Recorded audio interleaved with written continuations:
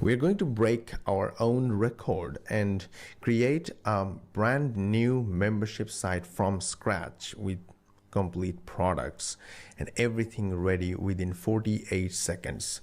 So we're going to start timer and first import products from our Amazon S3 folder bucket. It's the same process if you use Google Drive or Dropbox. So I'm going to add 5 products imported in just 17 seconds and going to create a new funnel, which is a new membership site. The new membership site is created and I'm going to add the products that I have just imported from S3 account.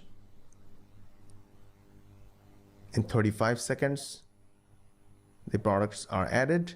Now going to the domain section, make it public access so I can show you quickly. And boom, within 48 seconds, the complete membership site is ready. Now you can access the products. If you click on the player, a pop-up will open and the modules will run. It can be PDF, it can be image, and you can download it from this download button. That's it. It took only 48 seconds to create a complete membership site from scratch.